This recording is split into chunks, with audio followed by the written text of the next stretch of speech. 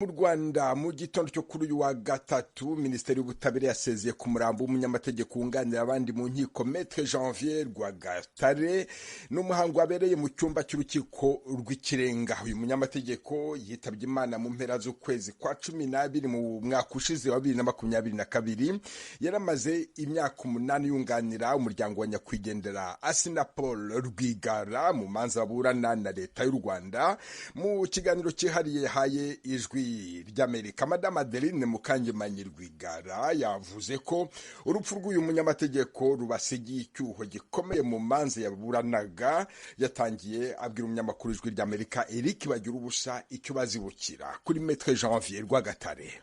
Icyo tuzamwibukiraho, tuzahora tumwibuka mu mitima, kuko ni umwavoka w'umuhanga cyane, ni umwavoka ufite kwihangana, ni umwavoka wari ufite ubutwari bwinshi n'ubumuntu bwinshi.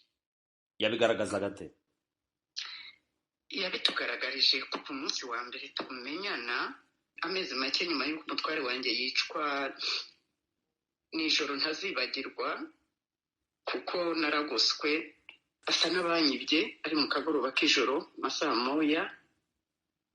CID isa n'inyibye inkubita muri bya bimodoka byayo, nuko ariko icyo gihe habaye n'induru cyane muri iyi quartier.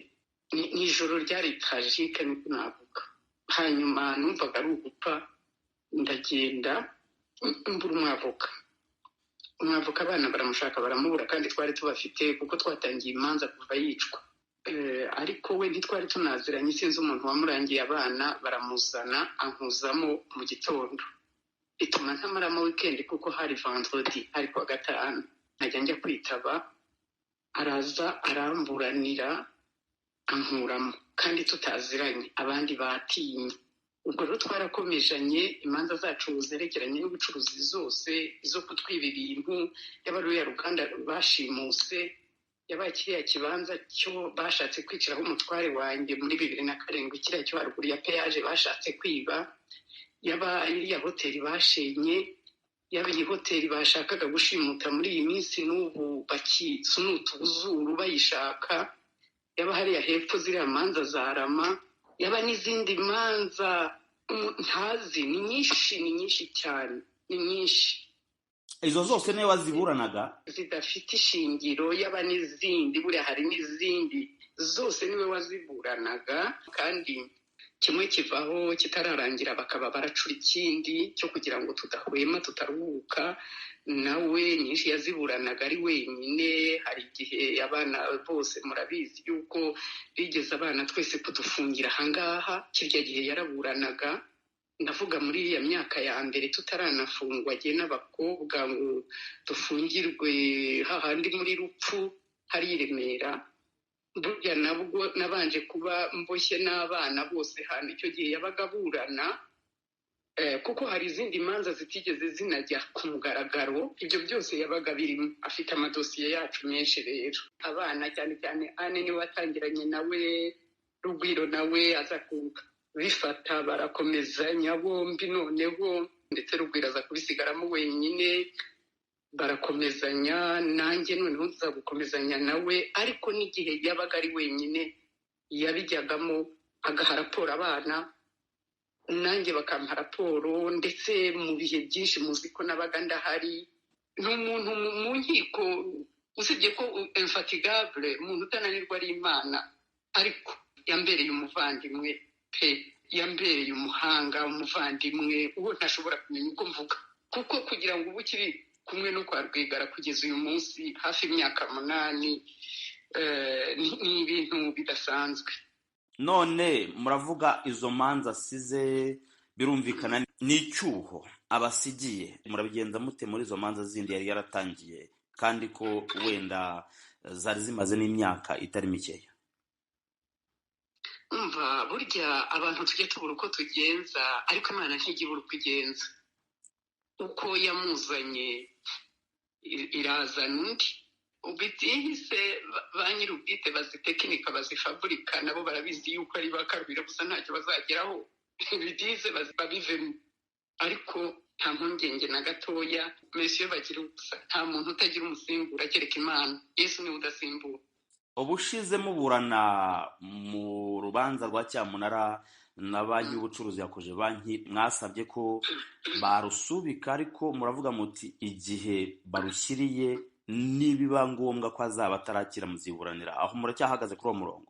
naranabivuze mfite ibyiringiro ko azakira ariko bibaye ngombwa ko atagaruka numvaga bitari mu gihe we nkurikije nawe ibyiringiro yari afite tuvugana rwose cyakomeye cyane kiwe naranatunguwe cyane ariko navuze ko nziburanira uruhande runini nziburanira mbasha no gushaka wenda n'undi ku ruhande rwanjye tugafatanya ariko nziburanira ariko navuze ko umwavoka mukuru ari Kirisitu udatsindishiriza ukwiye gutsindwa. Ndagushimye Madame Adeline Rwigara kandi mwihangane kuba mwatakaje umunyamategeko wabunganiraga. Murakoze cyane nanjye ndabashimiye cyane kandi ndihanganisha cyane umuryango we abavandimwe be umuryango we wose kuko tubuze intwari igihugu kibuze intwari idasanzwe umunyabwenge udasanzwe kandi ni bene abo tubura gusa ni abanyabwenge tubura ni intwari ni abafite uko bameze b'abanyamafaranga ni bene abo iki gihugu kitakaza gusa. Ijwi ry'Amerika uruwa mbere uri igitego. Kuri uyu wa kane nabibabwiraga i Vatikani mu ngoro ya Mutagatifu Petero harabera umuhango wo gushyingura uwahoze ari umushumba wa Kiliziya Gatolika Papa Benedicto wa 16 yatabarutse kuwa gatandatu w'icyumweru gishize afite imyaka 95. Navuganye na Padiri Yohani Batista Kazenga ari muri diocese ya Bologna mu majyaruguru y'Ubutaliyani yahawe ubupadiri igihe uwari Cardinal Ratzinger yagirwaga umushumba wa Kiliziya Gatolika. Bwana Venuste ndakibuka cyane muri 2005 we yabaye papa mu kwezi kwa kane jewe mba umupadiri mu kwezi kwa karindwi itariki 2.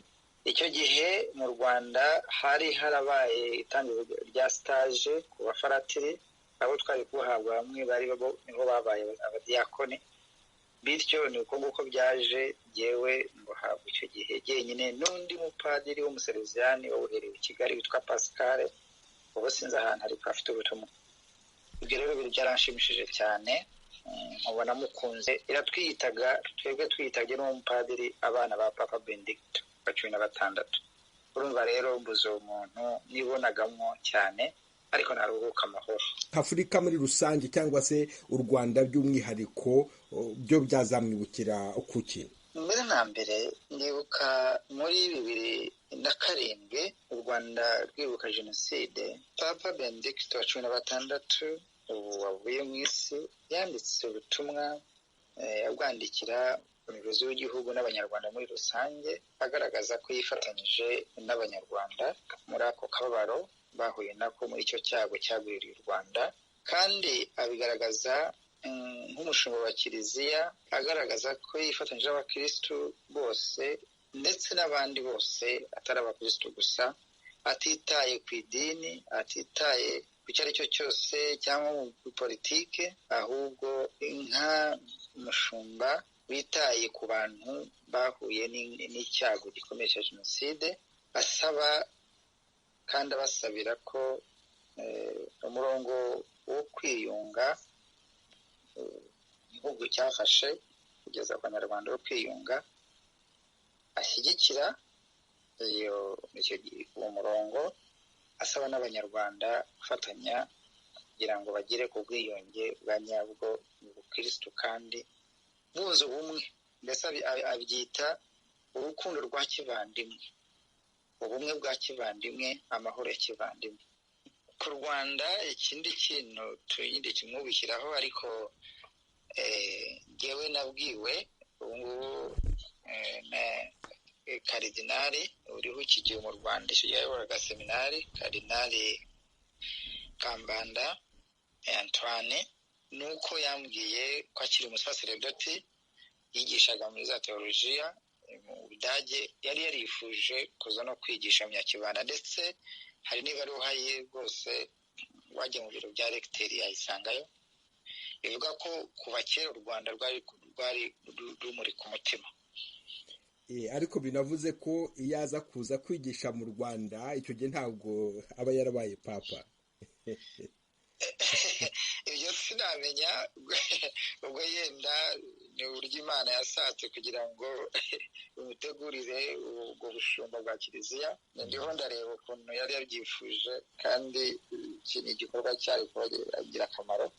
Mu madiyoseze atandukanye y'Ubutaliyani habaye umuhango wo kumusomera za misa zo kumuherekeza zo kumusezeraho. Aho ngaho muri paruwase uyobora muri diyoseze ya Bologna abaturage baramusezeraho bate uwo mushumba kiliziya katolika? Hano i Bologna imihango ndavuga abakristo bose bahamagawe kujya muri katedrali n'abasaseredoti, ariko kuko birumvikana batashobora guhakwirwa bose, bakoze ku buryo bagabanya diyoseze mwo amavikariyato, hanyuma abari mu mujyi gusa nibo baje, abandi bajya mu za kiliziya zabo zitandukanye. Ariko misa yabaye saa imwe hose kandi uwo muhango umwe abakristo batandukanye babonaga ari icyo gusha ku mutima bari bamufitiye. Padiri Jean Baptiste Kazenga, ndagushimiye cyane ku bw'aka kanya uhaye Ijwi ry'Amerika. Murakoze cyane, none umugisha.